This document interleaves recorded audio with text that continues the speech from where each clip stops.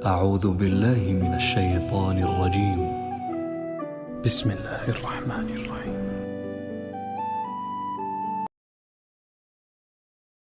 بنی اسرائیل کے اندر ہمیشہ نبی اور بادشاہ موجود رہتے تھے۔ ایک وقت ایسا آیا کہ بنی اسرائیل میں کوئی نبی نہیں تھے، اور بنی اسرائیل کا جو اپنا علاقہ تھا نا وہ ملک شام ہے، تو قوم عمال کا ایک قوم تھی اور بڑے سخت گیر لوگ تھے۔ انہوں نے بنی اسرائیل والوں کے ساتھ لڑائی کی، جہاد کیا اور انہیں ان کے علاقے سے نکال دیا۔ اور کچھ حضرت یوسف علیہ السلام کے زمانے میں ویسے بھی ایک بہت بڑی تعداد جا کے مصر میں آباد ہو گئی تھی۔ اب یہ ہوا کہ ان کے پاس کوئی بادشاہ نہیں ہے، یہ بار بار دعا کرتے ہیں، التجا کرتے ہیں، تو اللہ تعالیٰ نے ایک پیغمبر انہیں عطا کیے جن کے مختلف نام کتابوں میں ہیں۔ صدر الافاضل رحمۃ اللہ علیہ نے تفسیر خزائن العرفان کے اندر ان کا نام حضرت شمویل علیہ السلام لکھا ہے۔ حضرت شمویل علیہ السلام کو اللہ تعالیٰ نے نبوت عطا فرمائی، اور جب حضرت شمویل علیہ السلام اللہ کے نبی ہوئے، بنی اسرائیل والوں کو یقین آیا کہ اللہ نے الحمدللہ ہمیں ایک نبی کے جھنڈے تلے جمع کر دیا ہے، تو پھر انہوں نے کہا کہ آپ ہمارے سامنے ایک بادشاہ بھی مقرر کریں تاکہ ہم اس کی سرپرستی میں جہاد کریں۔ جب انہوں نے یہ بات کی تو اللہ تبارک و تعالیٰ نے حضرت شمویل علیہ السلام کے ذمے لگایا۔ تو ایک اس زمانے میں اللہ کے نیک بندے تھے، جناب طالوت علیہ السلام ان کا نام تھا۔ تو حضرت شمویل علیہ السلام نے انہیں کہا کہ اللہ کریم نے نا تمہارا بادشاہ طالوت کو بنایا ہے، ان کا نام بھی قرآن مجید نے ذکر فرمایا ہے۔ تو بنی اسرائیل کے لوگ کہنے لگے یہ تو غریب آدمی ہے، وہ بکریاں چرایا کرتے تھے، لیکن علم میں بڑے پختہ تھے، وجود میں بڑے طاقتور تھے۔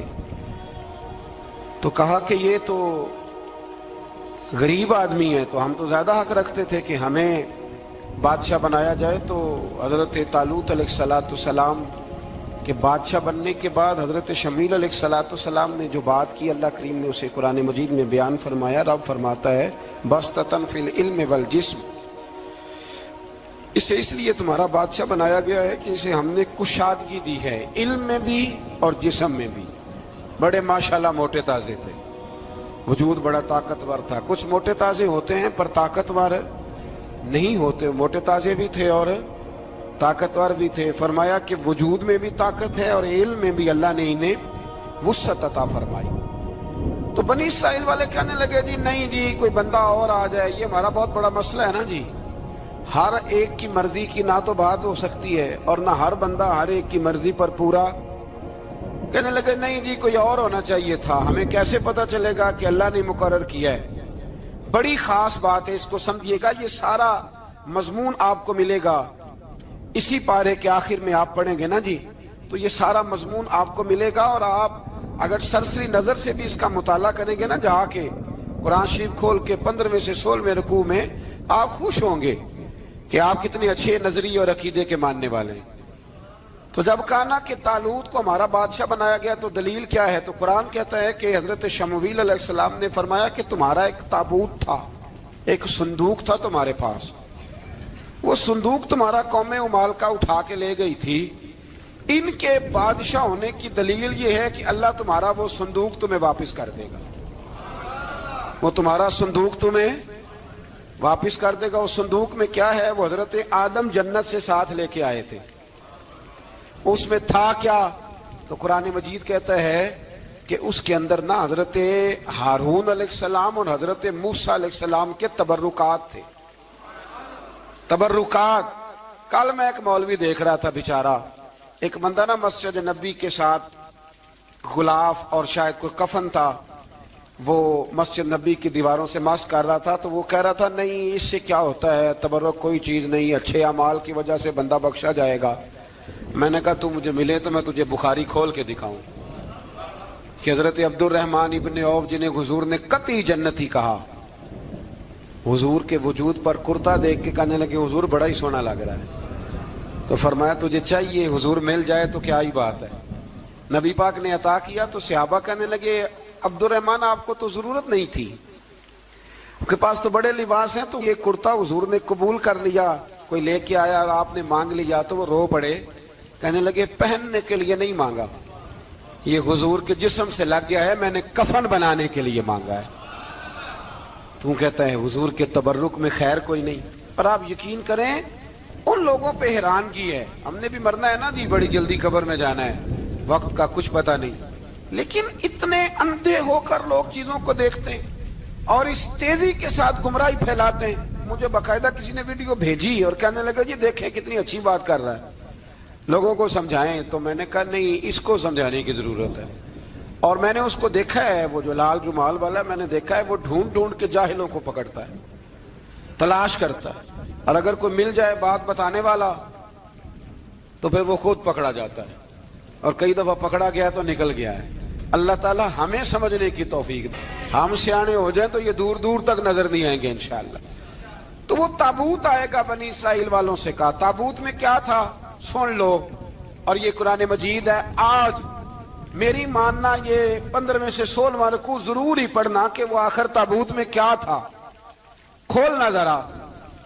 قرآن مجید کہتا ہے کہ حضرت موسیٰ علیہ السلام اور حضرت ہارون کے تبرک تھے. تو تبرک کیا تھے؟ تمام مفسرین نے لکھا ہے کہ حضرت موسیٰ کا ایک کرتا تھا، ایک ڈنڈا تھا، جوتے تھے، اور جناب ہارون علیہ السلام کا امامہ شریف تھا، اور تورات کی کچھ تختیاں تھی. تو اس کا فائدہ کیا تھا؟ اس تابوت کا فائدہ یہ تھا کہ بنی اسرائیل والے جب اپنے دشمنوں سے لڑتے تھے تابوت سامنے رکھ کے دعا مانگتے تھے، اللہ انہیں کامیابی عطا کر دیتا تھا. تو قوم عمالقہ کو بھی پتہ چل گیا کہ صندوق میں کچھ ہے جس کی وجہ سے یہ کامیاب ہو جاتے. وہ صندوق اٹھا کے لے گئے. اب ان کی کم بختی یہ، کم نصیبی یہ کہ انہوں نے جا کے اسے روڑی پہ پھینک دیا. جب روڑی پہ پھینکا تو ان کے اندر بیماریاں آ گئیں، وبائیں پھوٹ پڑی، مرنے لگے، وجود پھولنے لگا. پھر ان کے دلوں میں بات آئی کہ یہ ہم نے اس صندوق کی بے ادبی کی ہے. صندوق میں کیا ہے؟ تبرکات. ہمیں کہتے ہیں جی نالین کا نقشہ کیوں لگایا ہے؟ تمہارے تو بزرگوں کا عقیدہ ہے سر پہ رکھنے کو مل جائے اگر نقش نالے پاک حضور تو پھر کہیں گے کہ ہاں تاجدار ہم بھی ہیں. تو کہا کہ اس کے اندر یہ تبرکات تھے. انہیں بھی سمجھ میں آئی تو انہوں نے نا بیل گاڑی منگائی اور وہ صندوق اٹھا کے اس کے اوپر رکھ دیا. اب کیا ہوا؟ قرآن کہتا ہے کہ فرشتوں نے نا اس صندوق کو وہاں سے اٹھایا. مفسرین نے لکھا اس کا معنی یہ بھی ہو سکتا ہے کہ اس بیل گاڑی کو ڈائریکشن پہ لگایا. ادھر سے حضرت شمویل علیہ السلام نے جناب طالوت کو بادشاہ بنا دیا اور ادھر سے وہ صندوق چل پڑا. کہا بھئی ہم ان کو کیسے بادشاہ مانے؟ تو فرمایا بادشاہ اس طرح مانو گے کہ تمہارا وہ صندوق آ جائے گا. اور قرآن کہتے ہیں اس صندوق میں تمہارے دلوں کا سکون ہے، اس میں تمہارے دلوں کا. اور بھائی ہماری تو کوشش ہوتی ہے بزرگوں سے کوئی چیز مل جائے، اللہ والوں کا کوئی تبرک ہمارے ہاتھ آ جائے.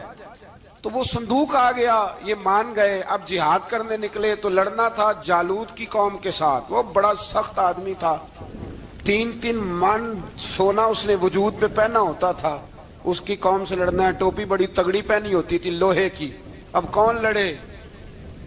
ایک نوجوان تھے جن کا نام تھا داؤد علیہ السلام. وہ بھی بکریاں چرایا کرتے تھے. اور جن دنوں حضرت طالوت نکلے نا اپنی قوم کو لے کر جالوت کے خلاف لڑنے تو حضرت داؤد بھی شامل ہو گئے. اللہ جب کسی کو نوازتا ہے نا تو پھر خاص ہی کرم نوازی کرتا ہے.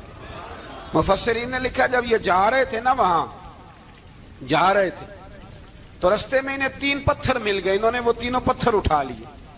اس زمانے میں پتھر پھینکنے کے لیے چھوٹی چھوٹی لوگوں کے پاس چیزیں ہوا کرتی تھی. اس کو کوپھن بھی لوگ کہتے تھے، منجنیک. اس کو سامنے رکھ کے پھر بنائی گئی. تو آپ کے پاس بھی وہ آلہ تھا جس سے دشمن پر پتھر مارے جاتے تھے. تو آپ وہ مشین لے کر، وہ آلہ لے کر وہاں پہنچے ہوئے تھے. 3 پتھر آپ کے پاس تھے. آپ فرماتے اس میں بڑا بیمار تھا، اتنا بیمار تھا کہ میرا رنگ پیلا ہو گیا. اب وہ جالوت کے سامنے کوئی نہیں جاتا تھا. تو جناب طالوت کہنے لگے کہ جو جالوت کو مارے گا نا، یعنی ان کے بادشاہ کو اس قوم کے، تو میں اسے اپنی آدھی سلطنت بھی دے دوں گا اور اپنی بیٹی کا نکاح بھی اس کے ساتھ کر دوں گا. دیکھیں اللہ نوازتا ہے تو کس انداز میں نوازتا ہے. تو حضرت داؤد کہتے ہیں وہ دور کھڑا تھا تو میں نے نا 3 پتھر مارے. بھئی ہمت کرنا تو ہمارے ذمہ ہے کہ نہیں؟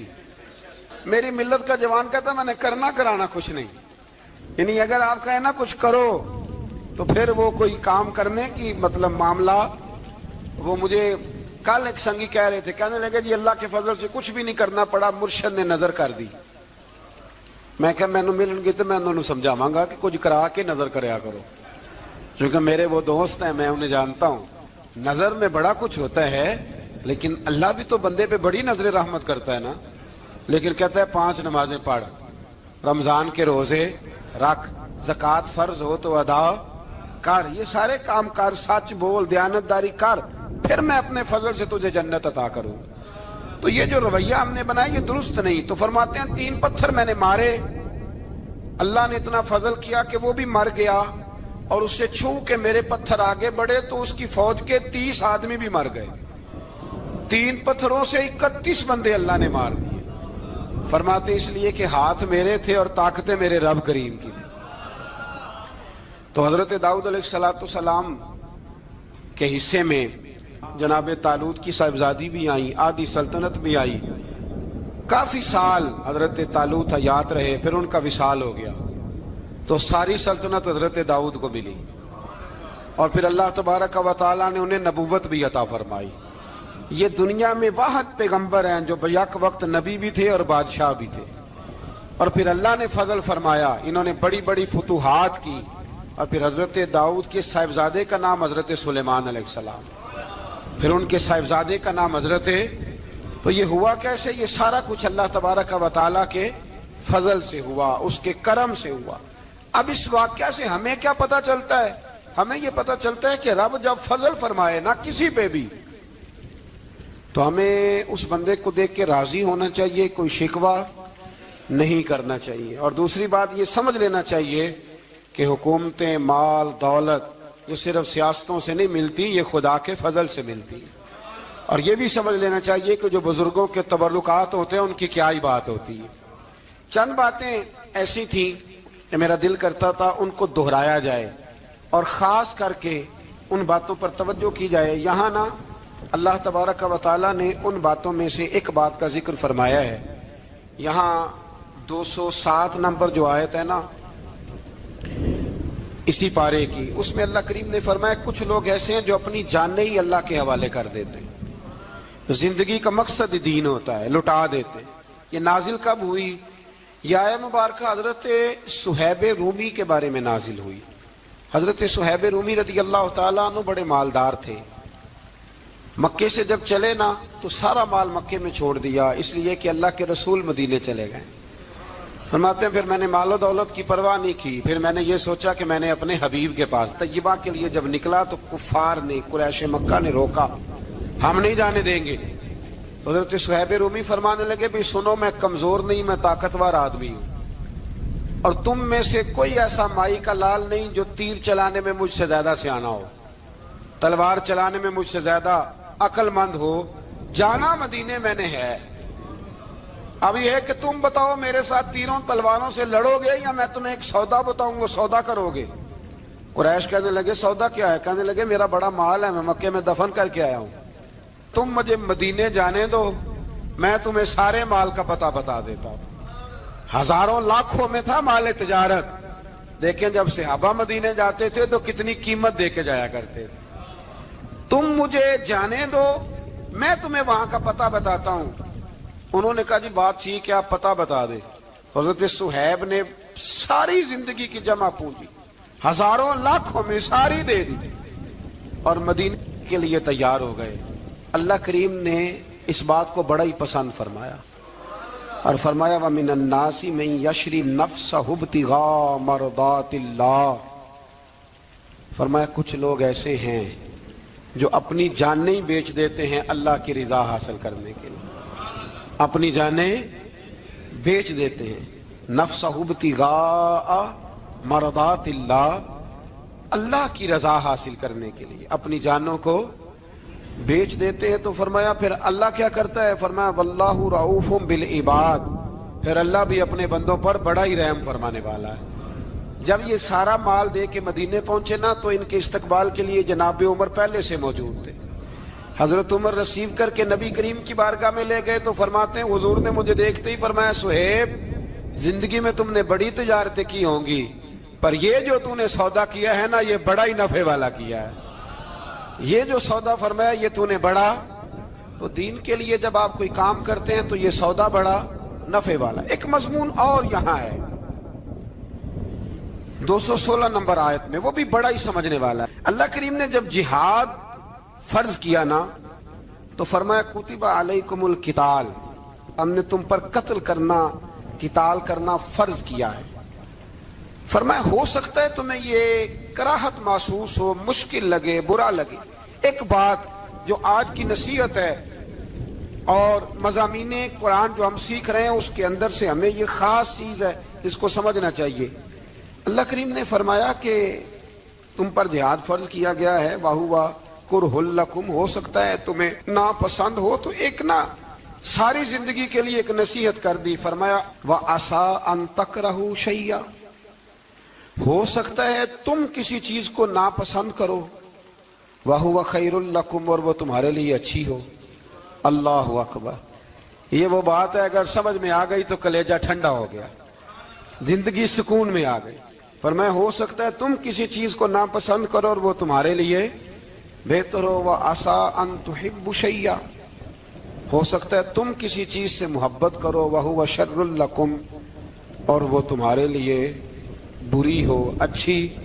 بس میرے رب نے ایک بات مسلمان کو بتا دی جو جینے کے لیے بڑی کافی ہے.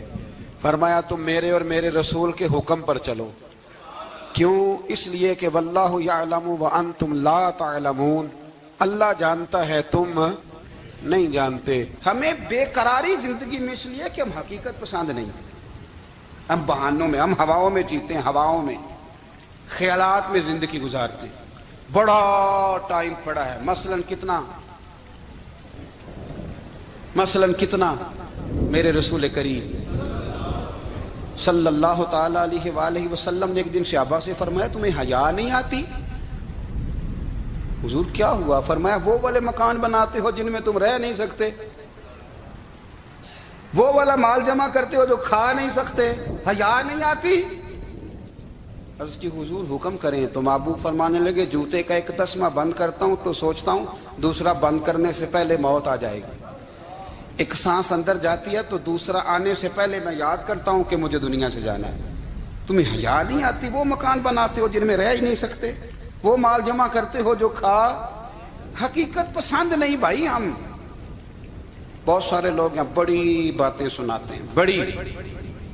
میں کہتا ہوں اصل میں نا زیادہ باتیں سنا کے نا بیچارہ اپنے آپ کو مطمئن کرنا چاہتا ہے. اصل بات یہ ہے کہ اندر سے نا ہلا ہوا ہے, کچھ بھی نہیں. بڑا زیادہ ہنستا ہے اور مجھے لگتا ہے کہ کوئی گہرا زخم چھپا رہا ہے. اس لیے ملمہ سازی, حقیقت پسند بنو, حقیقت پسند. یاد رکھنا من ترک صلاۃ متعمدا فقد کفر, میرے رسول نے حقیقت بیان کی. فرمایا جس نے ایک نماز بھی جان بوجھ کے چھوڑی اس نے رب کے رب ہونے کا انکار کیا, اس نے کفران نعمت کیا. یہ حقیقت ہے, کوئی کلیریفیکیشن نہیں, کوئی وضاحت نہیں. جو نماز نہیں پڑھتا, جھوٹ بولتا ہے, غلط بیانی کرتا ہے. جو شخص رزق حرام کما کے کہتا ہے کہ اس کے بغیر گزارا نہیں چلتا, وہ جھوٹ بولتا ہے. اس لیے کہ رب فرماتا ہے جب تجھے پیدا کیا ہے تو تیرا رزق میرے ذمہ ہے. اللہ فرماتا ہے کہ لا یکلف اللہ نفسا الا وسعها, میں کسی پر وہ بوجھ نہیں ڈالتا جو اٹھا نہ سکے. نماز فرض کیا اس کا مطلب ہے ہم پڑھنے کے قابل ہیں. اس نے ہمارے ذمہ داریاں لگائی ہیں تو مطلب یہ ہے کہ ہم ذمہ داریاں ادا کرنے کے قابل ہیں. ورنہ وہ کہتا ہے میں وہ بوجھ ڈالتا ہی نہیں جو تجھ سے اٹھایا نہ جائے. اگر چاہتے ہو کہ زندگی میں اطمینان ملے تو خدا را حقیقت پسندوں والی زندگی گزارو. یہ فضاؤں میں زندہ رہنا, ہواؤں میں. اللہ بڑا معاف کرنے والا ہے, اللہ بڑا کریم ہے, معاف کر دے گا. تو بھئی یہ بات صحابہ کو بھی پتا تھی, یہ اہل بیت کو بھی خبر تھی, تو وہ تو ایک ایک بات کا لحاظ کرتے تھے. یہ غوث اعظم کو بھی پتا تھی, یہ ان کے والد کو بھی پتا تھی جنہوں نے کسی کا ایک سیب کھا لیا تھا تو 12 سال اس کے گھر میں نوکری کرتے رہے. انہیں نہیں پتا تھا اللہ بڑا کریم ہے, معاف کر دے گا, ایک سیب ہی ہے نا. تو حقیقت پسندی آپ کو سکون دے گی. اور اگر آپ نے اپنے آپ کو غیر مطمئن کیا ہوا ہے, بات کچھ اور ہے, اور آپ نے اپنے آپ کو ڈال کسی اور طرف لیا ہے تو پھر آپ کو سکون مل سکتا؟ سکون حقیقت پسندی میں، اصل میں سکون ہوتا ہے، اداکاری میں سکون نہیں ہوتا۔ تیسری بات سنیں، اگر آپ چاہتے ہیں زندگی میں مطمئن رہیں تو دنیا داروں سے امیدیں توڑ دیں، اللہ اور اس کے رسول سے امید وابستہ کریں، اولیاء اللہ سے امیدیں وابستہ کریں، صحابہ اور اہل بیت سے امیدیں، اللہ اور اللہ والوں سے امیدیں، دنیا داروں سے امیدیں۔ آپ کو پتہ ہے دنیا دار کی تباہی کب ہوتی ہے؟ جب انہیں خوش آمدی مل جاتی ہے۔ چودھری کا بیڑا اس وقت غرق ہوتا ہے جب اسے چودھری کہنے والے زیادہ ہو جاتے ہیں۔ سیٹھ صاحب اور نواب صاحب بیچارے تباہ تب ہوتے ہیں بھولے پن میں، جب ان کے دائیں بائیں ریلا ہوتا ہے سیٹھ صاحب کہنے کا، لوگ انہیں کھانا چاہتے ہیں، پیار ان کا نہیں ہوتا، ان کی جیب کا ہوتا ہے، محبت ان سے نہیں ہوتی، ان کی کرسی سے ہوتی ہے، ضروریات کا پیار ہوتا ہے، تباہ کر دیا جاتا ہے۔ ہماری ساری توقعات دنیا داروں سے وابستہ ہو گئی ہیں، ناراض نہ ہونا۔ پیروں نے، مولویوں نے، درویشوں نے، انہوں نے بھی سیٹ رکھے ہوئے جلسوں کی صدارت کرانے کے لیے، یعنی مذہبی جلسہ ہے، اس میں بہت زبردست پڑھے لکھے صاحب تقوی عالم کا خطاب ہے، اور کی صدارت وہ بندہ کر رہا ہے جس نے عشاء کی نماز بھی نہیں پڑھی، وہ بندہ صدارت کر رہا ہے۔ کیوں؟ اس لیے کہ اس نے ₹1,00,000 دیا محفل میں۔ خدا را دنیا داروں سے امیدیں چھوڑ دیں ورنہ آپ کمزور پڑ جائیں گے، آپ کی امیدیں ٹوٹیں گی۔ کتنا کمزور ہے وہ شخص جو 2-4 ہزار کے لیے کسی بندے کی چاپلوسی کرتا ہے، اس کے پیچھے بھاگتا ہے، خوش آمدیں کرتا ہے تھوڑے سے نوٹوں کے لیے، دکھ سکھ میں کام آئے گا اس کام کے لیے۔ میرے رسول کریم علیہ السلام نے فرمایا جس نے بندوں کو راضی کرتے کرتے رب کو ناراض کر دیا اس کی دنیا بھی گئی اور آخرت بھی گئی، اور فرمایا جس نے بندوں کی پرواہ نہیں کی اللہ کو راضی کیا، فرمایا اگر رب راضی ہو گیا تو لوگوں کے دلوں میں بھی محبت پیدا فرما دے گا۔ کیا ضرورت ہے خوش آمد کرنا دنیا داروں کی، سیٹوں کی، نوابوں کی، چاپلو۔ اور میں آپ کو ایک بات بتاؤں، ہوتا پتہ کیا ہے، یہ جو حب جا اور حب با ہوتی ہے نا، اس سے پیٹ نہیں بھرتا۔ آپ کو اگر خوش آمد کرنی ہے تو پھر آپ کو ساری زندگی کرنی ہے۔ پھر ان کو بھی پتہ ہوتا ہے کہ تعلق کس بنیاد پر ہے، اس میں کبھی بھی خلوص پیدا نہیں ہوتا۔ آپ بے چین رہتے ہیں، بے قرار رہتے ہیں، آپ کو تکلیف رہتی ہے ہمیشہ۔ کبھی بھی دنیا داروں سے امیدیں وابستہ نہ کریں۔ ایک بات سنیں بڑی شاندار، امام غزالی نے لکھی ہے۔ امام غزالی فرماتے ہیں کہ ہارون رشید نا حج کر کے واپس آیا بغداد میں، تو کونے میں حضرت بہلول دانا بیٹھے تھے، رش بہت تھا، مجمع بڑا تھا۔ حضرت بہلول دانا بھی سڑک کے کنارے بیٹھے تھے، تو سپاہی کہنے لگے یہاں سے اٹھ جاؤ، فرمانے لگے ہارون رشید کی زمین نہیں، زمین میرے رب کی ہے، میں کیوں اٹھوں؟ وہ قریب سے گزرا تو سلام لی، تو آپ نے اس کا پروٹوکول دیکھا تو فرمانے لگے ہارون رشید تجھ سے تگڑے تگڑے موٹے موٹے پروٹوکول میں نے لوگوں کے دیکھے ہیں، اور یہ جو تیرے دائیں بائیں آج تیرے نعرے لگا رہے ہیں یہ پہلے ان لوگوں کے نعرے لگایا کرتے تھے، اور تھوڑا وقت گزرنے دے، جو تیرے بعد آئے گا نا یہ سارے پھر ان کے نعرے بھی لگائیں گے۔ تو جھوٹ کی دنیا میں زندہ ہے، ان سے تو نے امیدیں وابستہ کی ہیں، یہ کل اس کے نعرے لگائیں گے۔ اس کے دل پہ بڑا اثر ہوا، گھوڑے سے اتر آیا، آگے کہنے لگا حضور آپ نے مجھے بڑی اچھی نصیحت کی ہے، میرا دل بڑا ٹھنڈا ہوا ہے، میں نے سنا ہے آپ مقروض ہیں، کچھ لوگوں کا قرض، تو مجھے کوئی حکم ہی کر دیں۔ آپ ہنسنے لگے، فرمانے لگے یار تو بڑا ہی بیوقوف ہے، بڑا ہی بیوقوف ہے، تو میں تجھے نصیحت کر رہا ہوں تو مجھے الجھا رہا ہے، حضور کوئی حکم کر دیں۔ کیا خوبصورت انداز ہے رب کریم کے بندوں کا۔ حضرت بہلول دانا فرمانے لگے تیرا رب کون ہے؟ کہا اللہ، تو فرمایا میرا کون ہے؟ کہا اللہ۔ فرمانے لگے یہ تو نہیں نہ ہو سکتا کہ اللہ ہارون رشید کو دیتا رہے اور بہلول دانا کو بھول ہی جائے، یہ تو نہیں نہ ہو سکتا کہ ہارون رشید کو دیتا رہے اور بہلول دانا کو بھول جائے۔ فرمایا اس کا دل، اس کا ارادہ ہوا، ارادہ قدرت ہوا کہ بہلول مقروض رہنا چاہیے، تو اگر رب مجھے رکھنا چاہتا ہے، دکھ قبول محمد بخشا، راضی رہن پیارے، اگر وہ چاہتا ہے میں مقروض رہوں تو میں بھی چاہتا ہوں کہ میں مقروض ہی رہوں، یہ تو نہیں نہ ہو سکتا کہ تجھے دے اور مجھے نہ دے۔ فرمایا میری تجھ سے کوئی امید نہیں، مجھے جب بھی دے گا میرا رب بھی دے گا۔ اور وہ دے گا تو پھر انشاءاللہ خزانے کھول کے دے گا۔ دنیا داروں سے امیدیں وابستہ کرنا، لوگوں کے پیچھے، یہ چھوڑ دیں۔ آپ بے چین رہیں گے، بے قرار رہیں گے۔ اللہ والوں سے ضرور امیدیں وابستہ کریں، اس لیے کہ ان کے پاس جو کچھ ہوتا ہے وہ دراصل رب کا ہی ہوتا ہے۔ لیکن سیٹھوں سے، نوابوں سے، سیاستدانوں سے باز آ جائیں، ہماری بڑی امیدیں وابستہ ہیں۔ میں اکثر کہتا ہوں جتنے پھیرے نوکری کے لیے دنیا دار کے دروازے پہ لگائے ہیں نا، اس سے کم دفعہ مسجد میں نفل پڑے ہوتے تو رب اتنی بڑی مہربانی فرما دے۔ تیسری بات یہ یاد رکھیں، اگر سکون لینا چاہتے ہیں نا، اگر سکون لینا چاہتے ہو نا تو لوگوں کو ڈسکس کرنا بند کر دو۔ کس کو اللہ نے کتنے پیسے دیے ہیں وہ جانے اور اللہ جانے، کس کو اللہ نے کتنی گاڑیاں دی ہیں وہ جانے، اور لوگوں کو ڈسکس کرنا جی۔ یعنی میں ایک جگہ بیٹھا تھا تو ایک صاحب گاڑی والا گزرا، گاڑی میں بیٹھ کے، اس کا پڑوسی تھا، کہندا منہ ہے گھر والا، میں کہ وہ تے ہے تاں ہی بیٹھا ہے۔ تے ہن میں کہ سمجھانا سی نا انہوں، میں کہ توں تے میں حساب لائیے بھی ساڈے کول کوئی نہیں، وہ تے ہے، دیکھیں نا اللہ نے اسے دی ہے نا، تو اللہ نے چاہا نا وہ کار میں بیٹھے، تو اس نے پھٹے پہ بیٹھ کے یہ تبصرہ کیا کہ منہ ہے کار والا، میں کہ ابھی وہ تے ہے تاں کار رہے تھے۔ اب مجھے تجھے اندازہ لگانا چاہیے کہ ہم کیا یہ بحث ہے، یعنی اللہ کو چاہیے تھا معاذ اللہ کے پہلے تم سے پوچھتا کہ اسے کار دینی ہے کہ نہیں، کیا مطلب فضول بحث ہے۔ وہ چیز ہمیں اتنا تنگ کرتی ہے، اتنی تکلیف دیتی ہے کہ آپ یقین کریں سارا دن اسی کو ڈسکس کرتے ہیں، سارا دن۔ اس کے پاس گاڑی ہے، اس کے پاس کار ہے، فلانے کا پیسہ 1 نمبر ہے، فلانے کا 2 نمبر ہے، فلانے کا 6 نمبر ہے۔ اصل بات کے اندر حسد ہے، اس کو نکالو۔ ایک بات کہنے لگا ہوں، اسے یاد رکھنا، میرے اعلیٰ حضرت رحمۃ اللہ علیہ فرمایا کرتے، حسد کرنے والا بندوں پر اعتراض نہیں کرتا، اللہ پر اعتراض کرتا۔ وہ کہتا ہے اللہ اسے کیوں دیا ہے، اتنا کیوں دیا ہے، معاذ اللہ وہ اللہ کی تقسیم پر اعتراض کرتا ہے۔ حسد کرتے ہو بے چین رہو گے، حسد آپ کے دل کو تڑپا کے رکھ دے گا، چھوڑے۔ اللہ بڑا کریم ہے، جس کو جہاں چاہتا ہے وہاں بٹھا دیتا ہے۔ آپ قطعاً اس بحث میں نہ پڑیں کہ اللہ نے کس کو کتنا دیا ہے، کب دیا ہے، کیوں دیا ہے، وہ بڑا بے نیاز ہے۔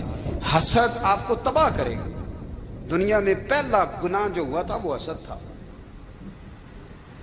ابلیس نے حضرت آدم سے حسد کیا، کہنے لگا میں بہتر ہوں، سرداری اس کو مل رہی ہے، یہ تو اللہ کو پتہ ہے نا کس کو دینی ہے۔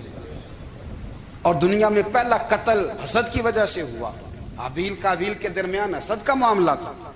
خاتون کا نکاح اس سے کیوں ہو رہا ہے، مجھ سے ہونا چاہیے۔ حسد تباہی کرتا۔ آپ یقین کریں، یعنی دکاندار کے سامنے دوسری دکان پڑتی ہے اور پریشان ہو جاتا ہے، وہ کہتا ہے میرا کیا بنے گا، لا حول ولا قوت الا باللہ العلی العظیم۔ یعنی تیرا کا خیال ہے کہ تیرے حصے کی روٹی وہ کھا جائے گا، اتنا چھوٹا دل، یعنی تیرا موقف یہ ہے کہ تیرے حصے کا نصیب اس تک چلا جائے گا، یہ تیری خواہش ہے۔ ایک دوسرے کی کمزوریاں بیان کرنا، اس کا تو مال ہی ناقص ہے جی، اس کے تو پاس ہی کچھ نہیں، یہ تو کمزور لوگوں کا طریقہ ہے۔ میرے رسول کریم علیہ السلام گزر رہے تھے، پت جھڑ کا موسم تھا، خزاں کا موسم تھا، درختوں کے پتے جھڑ رہے تھے، صحابہ کو ساتھ لے کے حضور گزرے اور ایک درخت کی ٹہنی کو پکڑ کے حضور نے ہلایا۔ صحابہ فرماتے ہیں کہ چھم چھم اس کے پتے گرے، زمین پر ڈھیر لگ گیا۔ حضور نے فرمایا دیکھا تم نے کیا ہوا؟ حضور ہاں۔ فرمایا کتنی تیزی سے پتے جھڑے ہیں، صرف تنا رہ گیا ہے اور خالی ٹہنیاں رہ گئی ہیں، کوئی حسن بچا ہے؟ حضور نہیں۔ تو نبی کریم فرمانے لگے جو حسد کرتا ہے نا اس کی نیکیاں بھی اسی طرح جھڑ جاتی ہیں، اسی طرح۔ اور ایک جگہ حضور فرمانے لگے جس طرح راکھ لکڑی کو آگ کھا جاتی ہے، جس طرح لکڑی کو آگ، جب آگ کھا جائے تو پھر لکڑی کو لکڑی نہیں کہا جاتا، راکھ کہا جاتا ہے، کوئلہ کہا جاتا ہے، اس کی اصل باقی یعنی اسے کھائی جاتی ہے۔ تو حضور علیہ السلام فرمانے لگے جس طرح آگ لکڑی کو کھا جاتی ہے، فرمایا اسی طرح حسد نیکیوں کو کھا جاتا ہے، نیکیاں رہتی نہیں۔ حسد کرنے والے کے پاس نیکیاں یعنی ان کی اصل شکل موجود، کبھی بھی حسد نہیں کریں۔ اللہ کی تقسیم ہے، جس کو چاہے جب چاہے جتنا چاہے عطا کرے۔ اور چوتھی بات میرے بھائی، کبھی بھی بغض نہ پیدا کریں، بغض والے لوگ بے سکون رہتے ہیں۔ بہت ساری کمزوریاں ہمارے اندر ہوتی ہیں نا، پھر اللہ ہماری روزی تو نہیں نہ بند فرماتا، یہ تو نہیں کہتا کہ زمین سے نکل جاؤ۔ اگر یہی والا معاملہ ہو جو ہمارا ہے کہ شادی پہ اس نے میرے ساتھ برا سلوک کیا تھا، اب ساری زندگی بغض رکھنا ہے، اگر یہی معاملہ فرشتے اللہ کی بارگاہ میں کہیں کہ یا اللہ اس نے فلانے دن شراب پی تھی، اب اس کو زمین میں نہیں رہنے دینا، نظام زندگی چلے گا؟ تو اگر اللہ ہمیں معاف کرتا ہے تو ہم بندوں کو معاف کیوں نہیں کرتے؟ آپ یقین کریں، اتنی لمبی عداوتیں، اتنا لمبا حسد، اتنا لمبا بغض، اتنا لمبا۔ حدیث میں نے پڑھی، میں حیران رہ گیا۔ میرے نبی کریم علیہ الصلوۃ والسلام نے فرمایا اپنی بیوی سے کبھی بغض نہ رکھنا، اگر اس کی ایک بات ناپسند ہو تو اسے چھوڑ کے وہ بات دیکھو جو تمہیں پسند ہے۔ میں اس حدیث کو پڑھ کے سوچنے لگا کہ کیا بیوی کا بھی بغض رکھتے ہیں لوگ؟ اب حضور نے کہا ہے تو اس کا مطلب ہے لوگ بیوی کا بغض بھی رکھتے ہیں۔ اب اس پر استدلال کر کے مجھے کہنا پڑے گا کہ سسرال والوں کا بغض بھی رکھتے ہیں، کہنا پڑے گا کہ بھائی کے سسرال والوں سے بھی بغض رکھتے ہیں۔ اس حدیث کی روشنی میں سمجھا کہ لوگ بھابھی کا بغض بھی بغض رکھتے ہیں، بغض، ورنہ عادتیں تو ہماری بھی کئی بری ہوتی ہیں۔ اگر عادات ایک وجہ بنے اختلاف کی تو عادتیں تو ہماری بھی کئی بری ہیں، لیکن ہم اپنی بری عادتوں سمیت اپنے آپ سے پیار کرتے ہیں، اور سامنے والے کی ایک بھی عادت بری ہو تو اس سے بغض رکھتے ہیں۔ بغض نہ پیدا کریں۔ میرے نبی پاک علیہ الصلوۃ والسلام نے فرمایا کچھ چیزیں تمہارے دین کو مونڈ ڈالیں گی، تباہ کر دیں گی، کاٹ دیں گی۔ حضور کون سی؟ فرمایا حسد، تکبر اور بغض، یہ تمہارے دین کو تباہ کر دیں۔ ہم بے چین اس لیے ہیں کہ ہم نے بہت سارے لوگوں کا بغض پالا ہوا ہے، اور ہر فیلڈ میں سیاستدان نے سیاستدان کا، ذاتیات پر اتر کے بات کرتے ہیں، معزز ترین لوگ، تاجر نے تاجر کا، اللہ ماشاء اللہ بعض جگہ پہ اہل علم بھی ایک دوسرے سے عداوت رکھتے ہیں۔ خدا را دل رب کریم کے آنے کا ٹھکانہ ہے، یہ صاف ہوگا تو اس میں رب رسول کے جلوے ہوں گے، اگر اس میں عداوت ہو، اس میں بغض ہو، اس میں کینہ ہو، نفاق ہو۔ سنیں میرے رسول کریم حضرت ابو بکر صدیق رضی اللہ تعالیٰ عنہ کہتے ہیں میں رو ہی پڑا۔ مکہ فتح ہوا نا تو اکرمہ بن ابو جہل نے پیغام بھیجا کہ میں نا کلمہ پڑھنے کے لیے آ رہا ہوں۔ بات لمبی ہے، میں موضوع پہ رہنا چاہتا ہوں۔ کہتے ہیں جب وہ آنے لگا نا تو نبی پاک نے ہم سب کو بلایا، ہم حاضر خدمت ہوئے تو حضور فرمانے لگے کہ اس کے باپ نے نا بڑا ظلم کیا ہے ہمارے ساتھ، ابو جہل نے بڑا ستایا ہے، بڑی تکلیف دی ہے۔ آپ مجھے بتلائیں کہ وہ ایک دفعہ کسی شادی پہ بحث ہوتی ہے بیوی کے بھائی کے ساتھ، پھر ساری زندگی اس بیچارے کو معافی، وہ 10 دفعہ گھر آتا ہے معافی مانگنے پر سوال ہی نہیں پیدا ہوتا، میں وہ ہو مجھے ہی کہہ دیا، یعنی پھر مجھے ہی کہہ دیا آپ نے، اور میری شان میں بے ادبی، اور پھر میں معاف کر دوں؟ توبہ توبہ توبہ، یہ کیسے ہو سکتا ہے؟ میری ناک نیچی ہو جائے گی، اور آپ نے مجھے کہہ دیا، سوال ہی نہیں پیدا ہوتا۔ اور یہ رونا میں اکثر ہوتا ہوں کہ شادی والے دن داماد صاحب کا زیادہ دماغ خراب ہوتا ہے۔ جب چھوٹی سالی کی شادی ہوتی ہے نا، اس دن اس کو بخار چڑھتا ہے، کوئی اس کو کان میں کہتا ہے تیری عزت نہیں کر دیں، اس دن اس کا دماغ خراب ہو جاتا ہے، بچے اٹھا کے نکل آتا ہے، وہ بیچارہ سسر منتیں کر رہا ہوتا ہے کہ تیری مہربانی آ جا، یہ عزت کرا رہا ہے۔ تو میں نے کہا احتجاج کر کے جو عزت کرائی جاتی ہے وہ عزت نہیں ہوتی۔ ہاں یہاں مانگ کے عزت لیتے ہیں لوگ، یا احتجاج کی کوئی عزت ہے؟ آپ کے اندر کمالات اتنے ہوں کہ آپ کی عزت کرنے کو دل چاہے، یعنی مزہ آئے، یعنی لطف آئے، یعنی آپ دور بیٹھے ہوں تو کسی کا دل کرے آپ کو اسٹیج پہ بلانے کے لیے۔ یہ کیا بات ہوئی کہ چھائے جانا اور بھاگ کے آگے جانا؟ ان سے نکلیں۔ اکرمہ بن ابو جہل کلمہ پڑھنے کے ارادے سے آ رہے ہیں، حضور علیہ السلام نے صحابہ کو بلایا۔ کتنی زیادہ عداوت رکھی جا سکتی تھی معاذ اللہ؟ کب سے وہ چلا تھا ظلم کرنے، اور اس کے بعد اس کا بیٹا شروع ہو گیا۔ کتنی باتیں تھیں جو ناقابل معافی تھیں، پر کریم رسول نے ہمیں بتلایا ہے کہ سکون والی زندگی کہتے کس کو ہے۔ جب سب لوگ جمع ہو گئے تو حضور نے فرمایا بھئی وہ کلمہ پڑھنے آ رہا ہے، اس کے باپ نے ظلم بڑے کیے ہیں، پر میری نصیحت یہ ہے کہ اس کے سامنے اس کے باپ کو کوئی برا نہ کہے، خبردار کوئی اس کے سامنے کوئی بات نہ کرے۔ اب وہ کلمہ پڑھنے آ رہا ہے، مطیع ہو کے آ رہا ہے، بان کے آ رہا ہے۔ کہتے ہیں اللہ کے رسول نے نا کافی دیر تک خطبہ دیا، بریفنگ دی، بات سمجھائی۔ جناب صدیق اکبر کہتے ہیں میں رو پڑا۔ ایک صحابی مجھے کہنے لگے تمہیں کیا ہوا؟ تو میں نے کہا میں مصطفیٰ کی رحمت پہ رو رہا ہوں، دیکھو کن کے لیے حضور گراؤنڈ بنا رہے ہیں۔ اے دیکھو کن کے لیے حضور تیاری کر رہے ہیں جنہوں نے ساری زندگی دشمنی کی. خدا را یہ اندر سے عداوتیں نکال پھینکو. او بھائی اتنا تو لمبا ٹائم ہی کوئی نہیں, اتنا تو وقت ہی کوئی نہیں, اس کو صاف رکھو.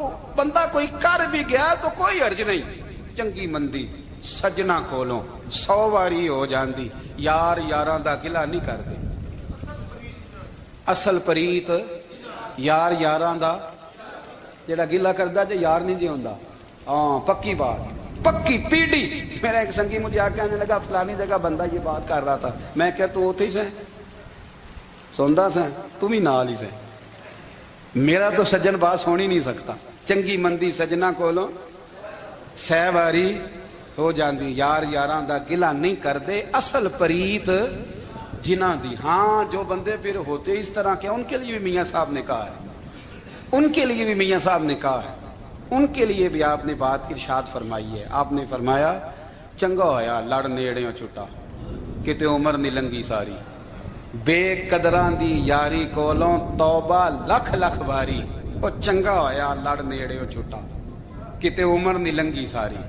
جو اس طرح کا تھا نا شکوے کرنے والا, بغض رکھنے والا. فرمایا بے قدراں دی یاری کولوں توبہ, یعنی لاکھ تے لاکھ کنے ہو گئے, یعنی 2 لاکھ باری توبہ کی تھی انہوں نے, گنی نہیں جا سکتی جتنی میاں صاحب نے توبہ کر دی. بے قدرے دوست, بے قدراں دی یاری کولوں توبہ لکھ لکھ باری. چنگا ہویا لڑ نیڑیوں چھٹا کتے عمر نہیں لنگی ساری.